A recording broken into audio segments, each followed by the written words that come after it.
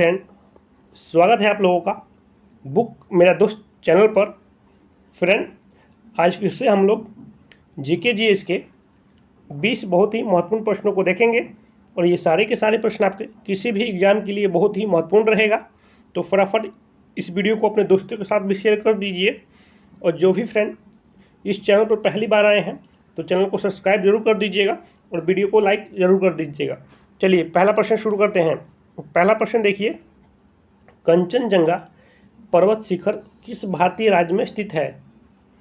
जो कंचनजंगा पर्वत शिखर है वो किस राज्य में स्थित है? तो इसका राइट आंसर हो जाएगा ऑप्शन नंबर सी, इस सिक्किम राज्य में स्थित है कंचनजंगा पर्वत शिखर। ठीक है, तो इसका सही जवाब ऑप्शन नंबर सी हो जाएगा, सिक्किम। चलिए प्रश्न नंबर दूसरा देखिए। और फ्रेंड, जो भी फ्रेंड मेरे इसमें से किसी प्रश्न का जवाब आपको पहले से मालूम है तो आप लोग ज़रूर कमेंट सेक्शन में बता दीजिएगा। चलिए प्रश्न नंबर 2 देखिए, भारत के प्रथम कानून मंत्री कौन थे?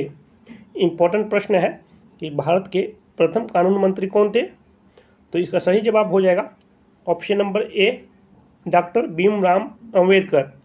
डॉक्टर भीमराव अंबेडकर भारत के प्रथम कानून मंत्री थे, तो ऑप्शन नंबर ए इसका सही जवाब हो जाएगा। चलिए प्रश्न नंबर 3 देखिए,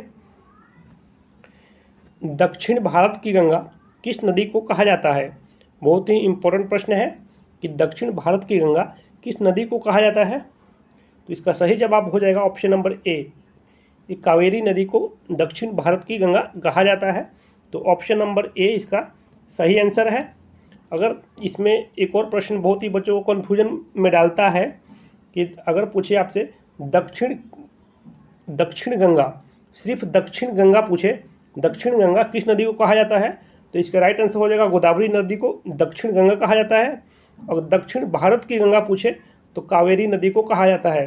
तो ठीक है, ये दो इसमें बच्चे बहुत सारे कन्फ्यूजन में रहते हैं, तो आप लोग इस पर थोड़ा विशेष ध्यान दीजिएगा कि दक्षिण गंगा पूछे तो गोदावरी नदी को दक्षिण गंगा कहा जाता है और दक्षिण भारत की गंगा पूछे तो कावेरी नदी को कहा जाता है।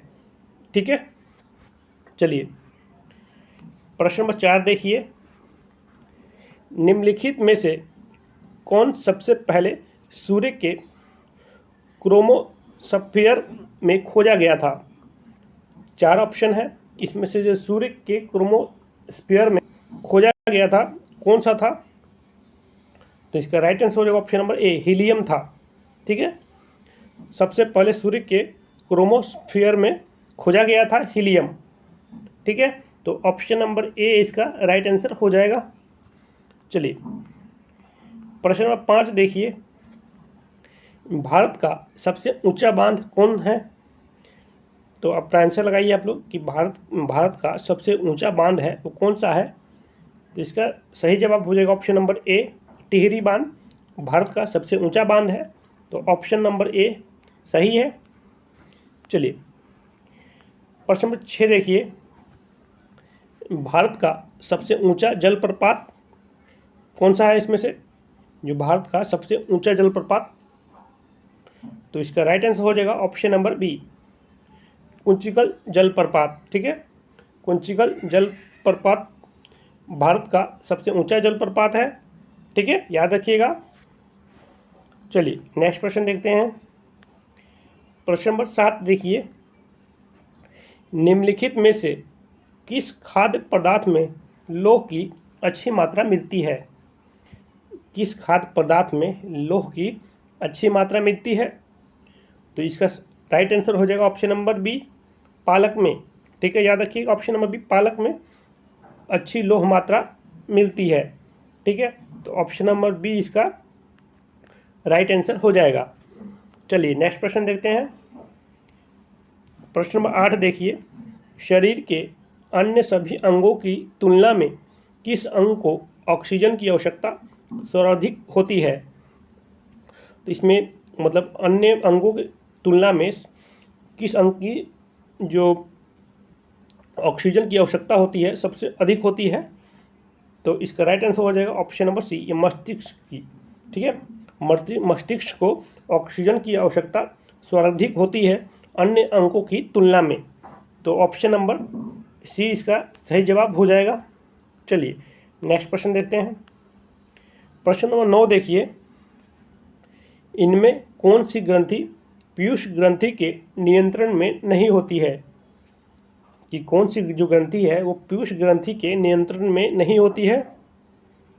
तो इसका राइट आंसर हो जाएगा ऑप्शन नंबर बी, एंड्रिनल मेड्यूला।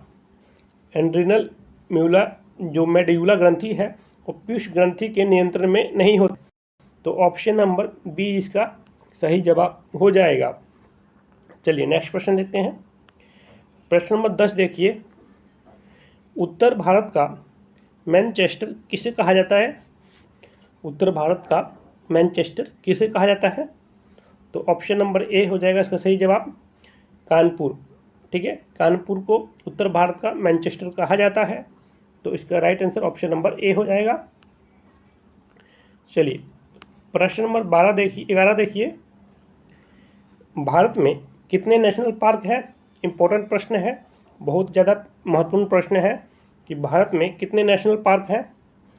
तो इसका सही जवाब हो जाएगा option number C, 106 national park हैं। ठीक है, तो ऑप्शन नंबर सी इसका सही जवाब हो जाएगा 106। चलिए प्रश्न नंबर 12 देखिए, कावेरी नदी का उद्गम कहाँ से होता है?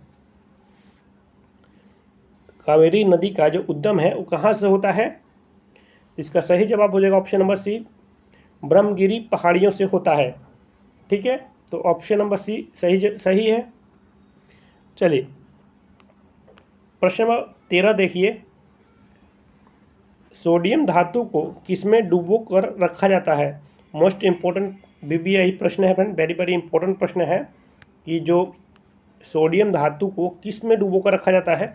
ये प्रश्न पिछले कई एग्जामों में पूछा गया है, तो इसका राइट आंसर हो जाएगा ऑप्शन नंबर सी, कैरोसिन। ठीक है, कैरोसिन में डुबो कर रखा जाता है, जिसे हम मिट्टी का तेल भी बोलते हैं। ठीक है, चलिए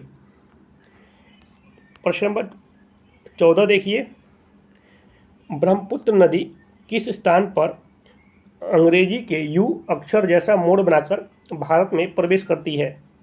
इम्पोर्टेंट प्रश्न है, ये भी बहुत ज़्यादा वीवीआईपी प्रश्न है।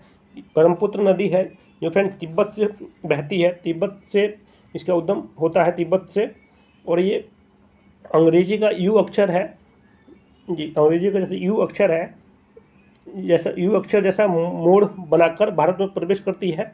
तो कौन से स्थान से ये?